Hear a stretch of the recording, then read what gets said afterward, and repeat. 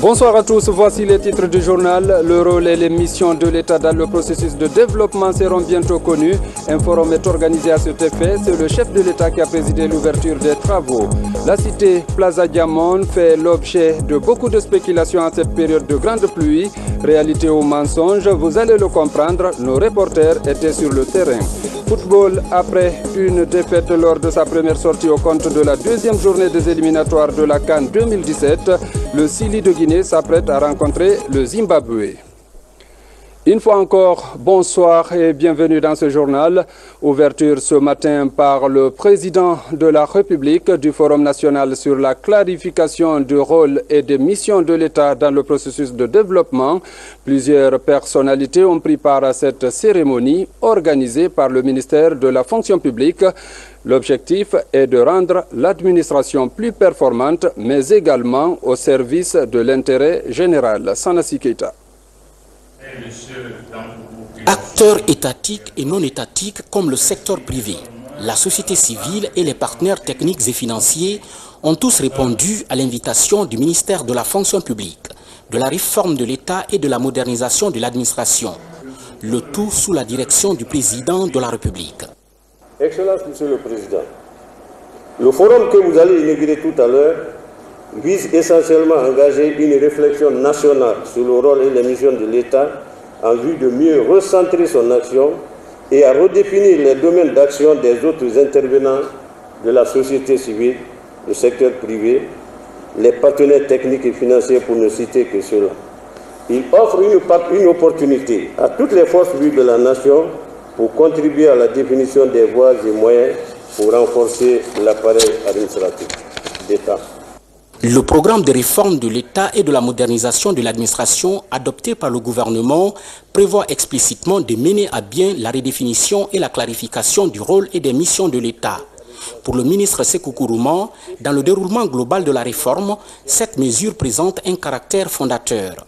Car pour lui, elle permet d'identifier les missions de l'État en distinguant celles à conserver, à transférer ou à partager. D'autre part, d'impulser tous les acteurs au processus de développement dans une dynamique de restauration de la confiance par un processus de changement et d'appropriation. Une ligne de conduite tracée par le président de la République qui aspire à bâtir une administration publique performante au service exclusif de l'intérêt général. Ainsi, la nouvelle administration publique devant impulser et accompagner le développement de la Guinée aura le profit d'une administration publique intègre, c'est-à-dire non corrompue, républicaine civique, c'est-à-dire dépolitisée, et performante. En d'autres termes, c'est une administration publique au service de l'intérêt général, de l'état de droit, des entreprises du secteur productif, agriculture, élevage, agroindustrie, industrie, etc., et des usagers. Les objectifs généraux assignés à la nouvelle administration de développement sont de deux ordres, à savoir d'une part l'accroissement de l'efficacité de la politique du secteur public par des profondes transformations au niveau des structures, des systèmes de gestion, du logiciel mental collectif, du leadership politique, des compétences et de la motivation des ressources humaines, des technologies utilisées et des pratiques et méthodes de travail, des textes juridiques, des normes et des procédures. D'autre part, l'amélioration de la qualité et de l'accessibilité des services rendus aux citoyens en termes de proximité et de coût de prestations. Le présent forum est financé par la Banque mondiale avec l'appui technique de WIMI, Washington International Management Institute. WIMI qui a déjà réalisé d'importantes études débouchant sur la production de plusieurs documents. Des documents tels que le Code de bonne conduite de l'agent public guinéen, l'étude sur l'analyse institutionnelle des procédures et méthodes d'administration, le processus d'élaboration du répertoire des emplois, le recueil des systèmes et outils modernes de gestion des effectifs, des emplois et des compétences. Ce forum national a été aussi marqué par l'exposé des ministres et autres personnalités. Ils ont fait un diagnostic sur les rôles et les missions futures de notre administration. Reportage Mamadi Terna Kamisoko. L'État guinéen est face à l'impérieuse nécessité de faire preuve de créativité pour tracer le chemin de son développement. D'où la tenue de ce forum national au cours duquel les panélistes ont échangé, entre autres, sur le rôle et la mission de l'exécutif, du législatif et du judiciaire dans un État moderne et démocratique. L'accent est mis sur l'exécutif. tient à un coût soutenable, il faut que l'État soit durable. Mais il faut reconnaître que depuis qu'on a commencé la réforme de l'État et qu'on a changé de mode de gouvernance, aujourd'hui l'État guinéen collecte de plus en plus d'impôts, encore insuffisamment. On doit aller plus loin, notamment sur la contribution foncière unique. Au niveau du législatif, des lois sont certes adoptées, mais leur application pose problème. Et cela handicape le fonctionnement normal de l'État. Il faut éviter que les lois adoptées par l'Assemblée restent lettres mortes. Nous avons adopté plus de 20 lois. Et ces 20 lois, si on en fait l'inventaire aujourd'hui pour savoir ce qui en a été fait, je ne sais pas qu'est-ce qu'on va découvrir. Mais je pense qu'il n'y aura pas grand-chose à y découvrir. Parce que simplement, des initiatives nécessaires n'ont pas été certainement prises pour conférer à la loi ou à l'ensemble de ces lois les effets qui leur sont dus. En ce qui concerne la gouvernance judiciaire dans la refondation de l'administration guinéenne, le ministre d'État en charge de la justice a fait état des grandes mutations en cours. Le garde des Sceaux est convaincu que la promotion d'un état de droit passe par la fin de l'impunité. La justice est là pour participer justement au niveau de l'administration pour sa modernisation, sur l'applicabilité et surtout sur le respect des lois et des textes dans notre pays. On appelle ça tolérance zéro.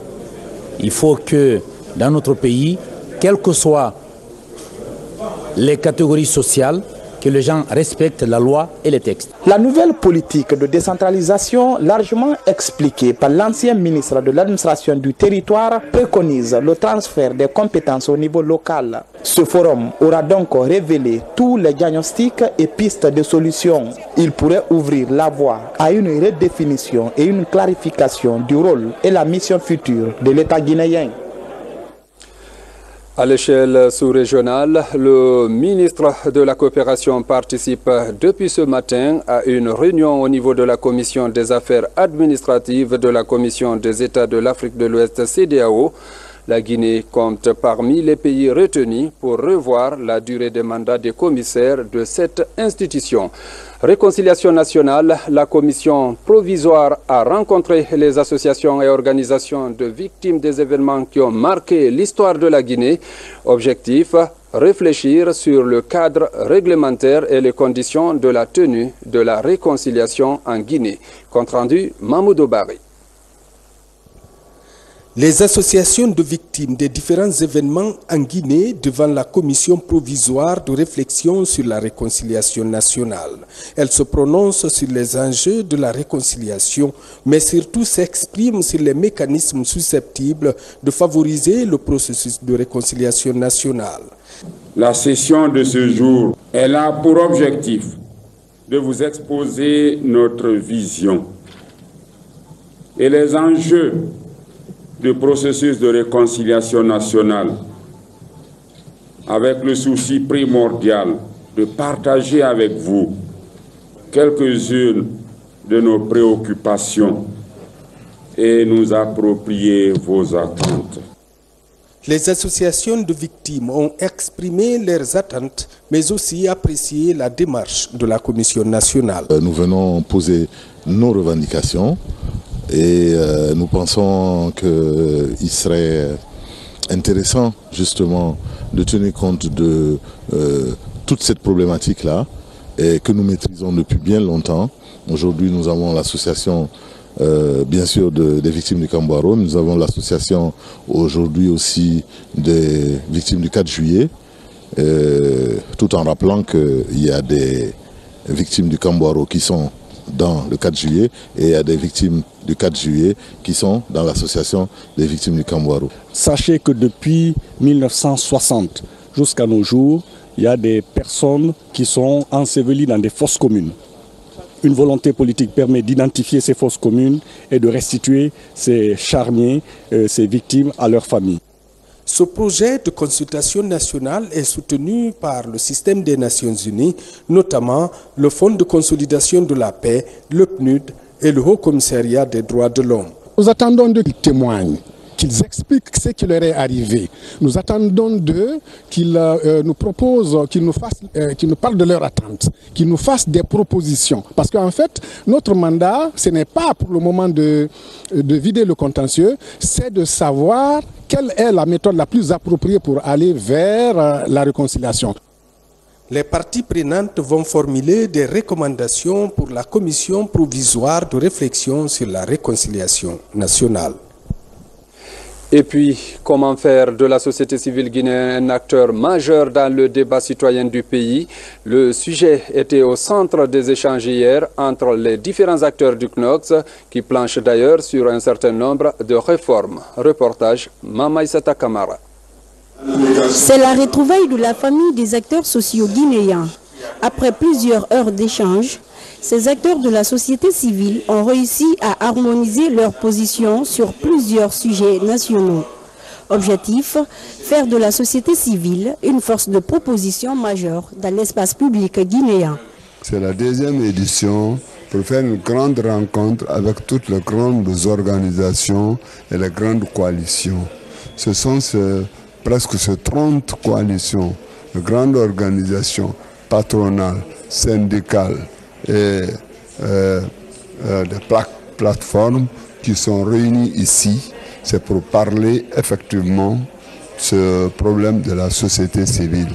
La deuxième chose, c'est pour viabiliser les échanges entre ces organisations et que l'information circule pour que la prise de décision qu'on doit faire soit vraiment une prise de décision, en tout cas connaissant toutes les causes et les règles pour pouvoir proposer des choses à nos partenaires. Durant cette rencontre, les acteurs sociaux guinéens se sont penchés sur les rapports entre la classe politique et la société civile.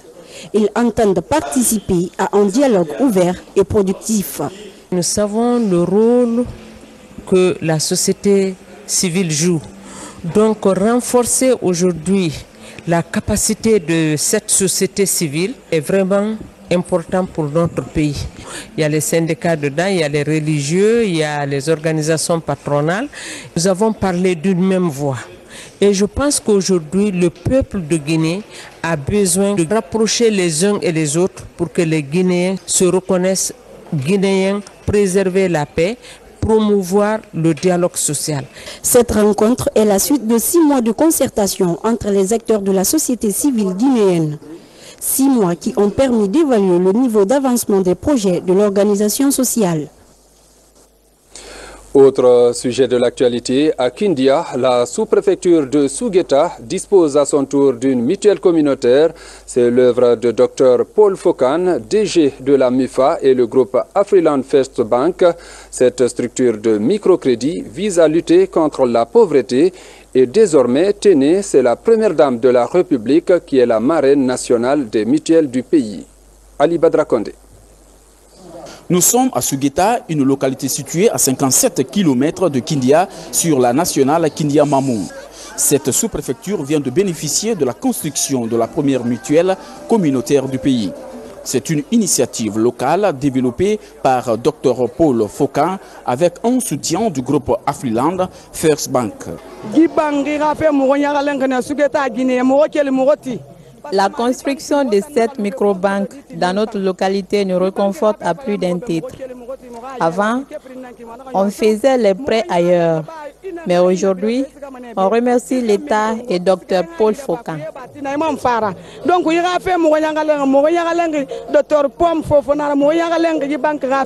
La nécessité de créer les microfinances de proximité dans le pays profond consiste à mutualiser les couches majoritairement pauvres que sont des femmes et des jeunes dont le revenu reste très faible.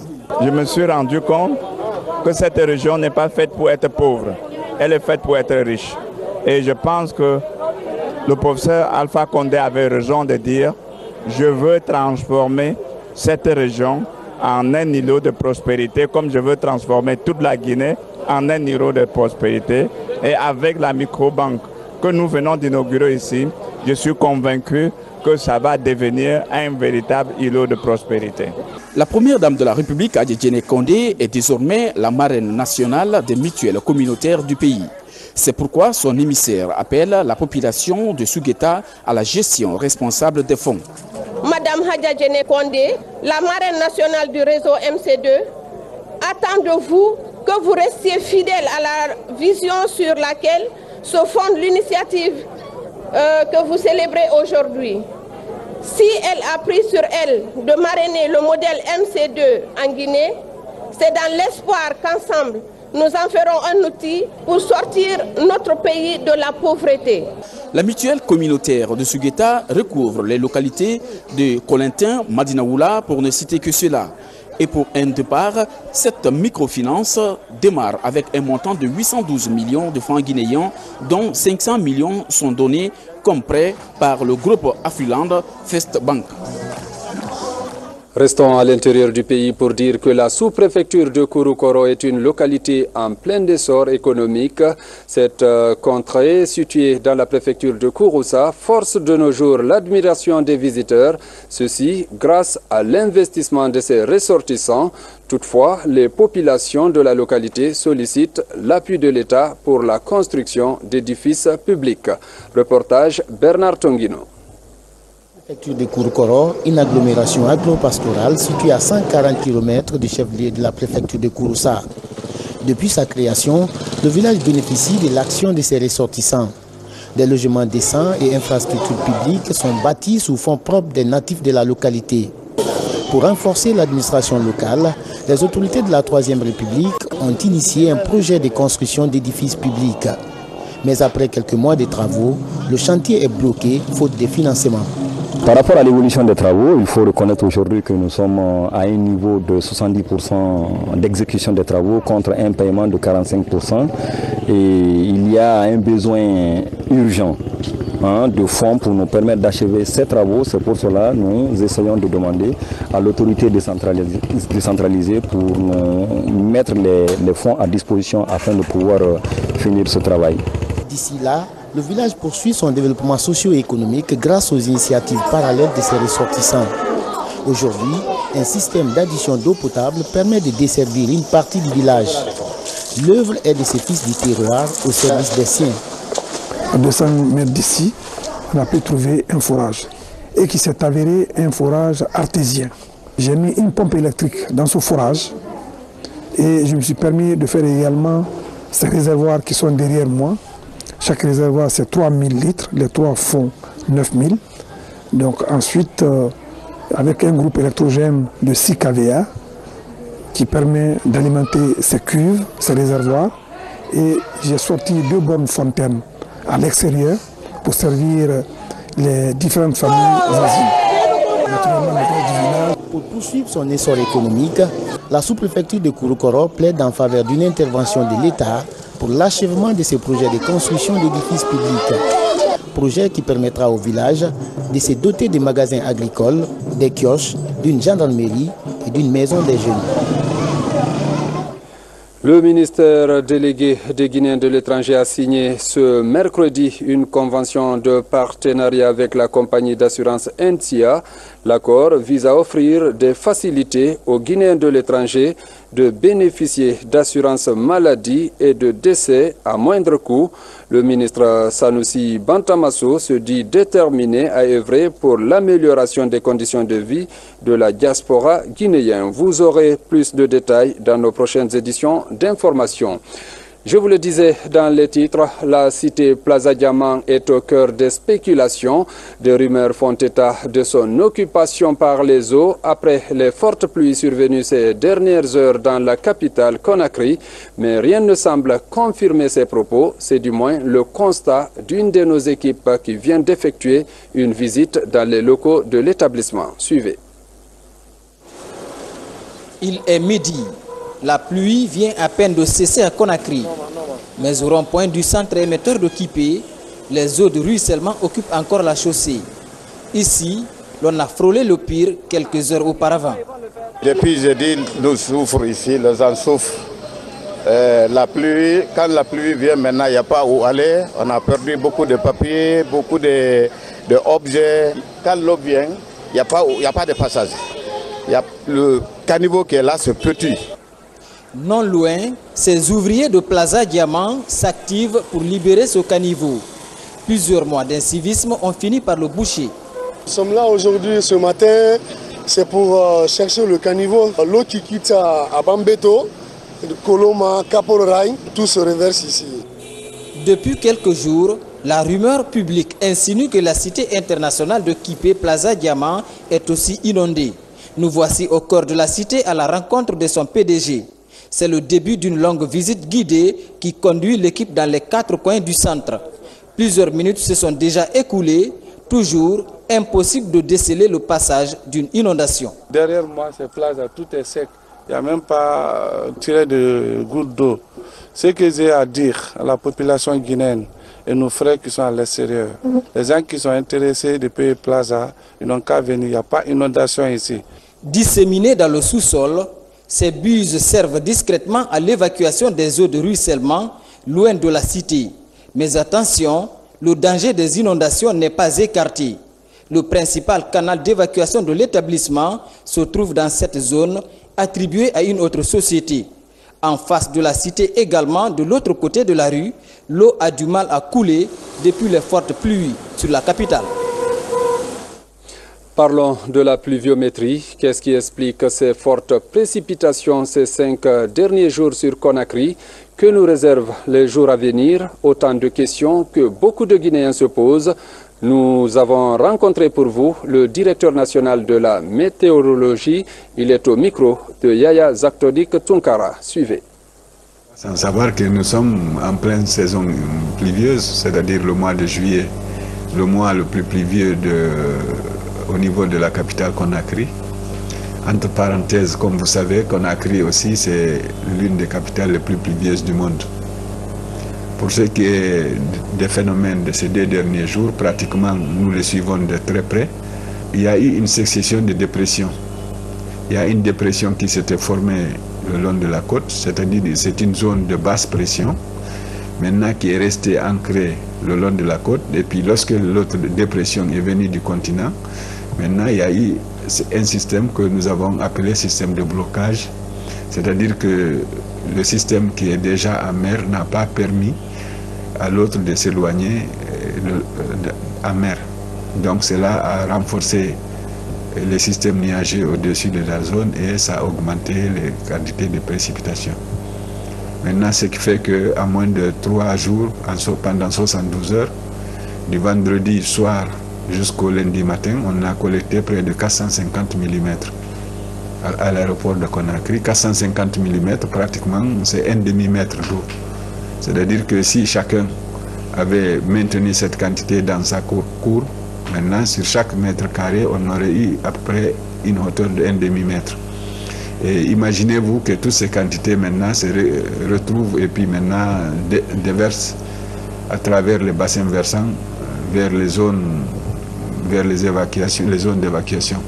C'est ce qui a provoqué d'intenses, les fortes inondations qu'on a enregistrées dans certains quartiers. Ils se sont interrogés, est-ce que cette situation va perdurer? Bon, il est trop tôt de dire qu'elle ne va pas perdurer parce que nous sommes à la fin du mois de juillet, nous avons tout le mois d'août aussi et le début du mois de septembre. Ce sont des mois vraiment très actifs en matière de météorologie. Suite à l'effondrement de l'immeuble annexe de l'hôtel Kamayen dans la commune de Dixine et les dispositions préalablement prises dans un précédent communiqué, la Direction générale du patrimoine bâti public informe les localités concernées par le sinistre que le délai limite de dépôt de leur dossier à la direction est prévu au jeudi 30 juillet 2015 à 10 h au plus tard. Passé ce délai, la Direction générale du patrimoine bâti public décline toute responsabilité dans le traitement des dossiers hors délai. L'idée d'un plan de réhabilitation de nos espaces protégés en cours de réflexion, le projet regroupe autour d'une table ronde des diplomates, des ONG et le gouvernement. Déjà, on parle de 105 millions de dollars américains pour ce programme. Les précisions avec Mamadou Alpha Baldé. C'est une rencontre cruciale pour l'avenir des aires protégées en Guinée. Cette table ronde réunit plusieurs diplomates et bon nombre d'institutions et ONG intéressées par la protection de l'environnement et des écosystèmes. La Guinée dispose d'une quarantaine de parcs et réserves ainsi que 8 bassins fluviaux.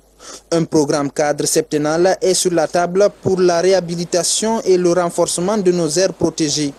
Selon des experts, chaque année, une moyenne de 4,2% de la mangrove est par exemple détruite. Compte tenu de l'utilité de ce cadre septennal de gestion des aires protégées, sûrement, certains bailleurs de fonds nous accompagneront. Parce que ce cadre de protection, de gestion rationnelle des aires protégées a d'autres significations, a d'autres importances, par exemple en ce qui concerne la réduction de la pauvreté, en ce qui concerne la réduction des gaz à effet de serre. Parce que vous devez savoir que les forêts galeries jouent un grand rôle dans la réduction des gaz à effet de serre. Pour la mise en œuvre du projet, plus de 100 millions de dollars US sont sollicités. Il y a urgence. Des études démontrent qu'1,4% du patrimoine forestier guinéen disparaît chaque an. Nous avons prévu des plans de gestion, puisque dans tous les grands projets de développement, l'État y a sa part de données. Également, nous avons prévu dans les 105 millions que nous avons prévus dans notre budget pour 7 ans, pour que l'État guinéen paye ses 10%. En ce moment, les autres bailleurs de fonds ne feront que suivre la voie pour quand même la défense normale de notre massif. Il faut mettre fin à l'exportation illégale des espèces protégées. Donc là, il faut vraiment qu'il y ait des exemples, que des cas partent réellement en justice. Le gouvernement continue à prendre et respecter ses engagements dans ce domaine-là. Nous allons aussi prévoir une nouvelle phase qui sera au moins équivalente à ce qui est en cours actuellement. L'opérationnalisation de ce projet dans notre pays permettra de freiner la dégradation galopante de l'environnement et favoriser la restauration progressive de Dame Nature. Santé à présent avec la lutte contre Ebola. Le bureau de l'OMS Guinée vient de faire le bilan des travaux des équipes déployées sur le terrain. L'institution a envisagé d'autres stratégies pour contenir la propagation de l'épidémie. Le compte-rendu est signé Adiatou Bari. C'est une réunion des spécialistes de la mobilisation sociale, de l'engagement communautaire et de la socio-anthropologie. Elle consiste à renforcer les capacités de ces acteurs impliqués activement dans la riposte à Ebola au niveau des différents foyers actifs du virus. Je n'ai aucun doute que la soif de comprendre et de tirer les leçons des mois passés à lutter contre le virus Ebola constituera pour chacun d'entre vous le centre d'intérêt au cours de cette réunion. Depuis 3 mois, l'OMS privilégie la stratégie à base communautaire pour vaincre Ebola. L'institution a déjà formé 10 anthropologues et 20 communicateurs pour la mise en œuvre du projet. Aujourd'hui, leur intervention dans les zones touchées par le virus réduit les foyers de réticence. Les anthropologues viennent à ce niveau-là pour comprendre qu'est-ce qui motive les gens quand ils manifestent des actes de résistance ou de réticence. À partir de cela, ils engagent le débat, ils engagent la discussion, ils engagent la confrontation d'idées, ils engagent la réflexion collective à partir de laquelle on arrive à des consensus. Les recommandations issues de ces journées de consultation permettront d'accélérer l'atteinte de l'objectif 0 cas d'Ebola en Guinée. Célébration en différé de la Journée mondiale de la population dans notre pays. L'occasion a été mise à profit pour évoquer les crises sanitaires ainsi que la contribution de l'UNFPA dans la lutte contre le virus dans notre pays. Reportage Nabi Zakaria Bangoura. En Guinée, la Journée mondiale de la population est célébrée dans un contexte de réflexion sur l'impact des crises humanitaires et sanitaires. Pour l'institution onusienne en charge de la population, cette journée est une opportunité d'action auprès du gouvernement pour lutter davantage contre le virus Ebola en apportant une assistance accrue aux personnes en situation de crise. Pour nous, il s'agit dans des situations de crise comme celle-là de faire en sorte que nous puissions non seulement appuyer le gouvernement dans ses efforts de riposte à l'épidémie à virus Ebola, mais de faire en sorte également que nous puissions continuer à offrir des services de santé de la reproduction de qualité à travers donc un renforcement du plateau technique avec des équipements, des médicaments et toutes sortes de matériels qui permettent de continuer à offrir ces services, mais aussi de faire en sorte que nous puissions avoir des ressources humaines de qualité, notamment des sages-femmes, des obstétriciens, etc., qui puissent aussi continuer à aider les populations guinéennes qui sont meurtries par cette situation particulière de crise. Les conséquences humanitaires de l'épidémie Ebola sur les jeunes et les femmes sont développées au cours de la journée. En représentant son homologue de plan, le ministre de la Jeunesse exprime l'intérêt que le gouvernement accorde aux couches vulnérables. Le gouvernement guinéen, conscient du rôle que les jeunes et les femmes doivent jouer dans le développement, a inscrit dans son programme de relance de l'économie après Ebola les stratégies visant la satisfaction des besoins de ces couches les plus vulnérables, en assurant leur sécurité, leur dignité et leur santé. Le gouvernement assure ainsi le bien-être des familles et des communautés. De manière générale, toutes nos politiques et stratégies nationales devraient faire une place de choix à la prévention des catastrophes naturelles et des conflits. La visite du stand d'exposition des dépliants, des préservatifs et autres journaux relatant les situations d'urgence en Afrique et dans le monde a mis fin à cette journée au Palais du Peuple. Des labos de génie rural, d'électronique et des studios radio-télé pour rehausser le niveau de la formation des étudiants à l'université Barack Obama. L'encadrement de cette structure d'enseignement ne lésine pas sur les moyens pour rendre les étudiants compétitifs sur le marché de l'emploi. C'est un public reportage signé Moussa Bangoura. L'université Barack Obama de Sonfonia dans l'élan de l'innovation.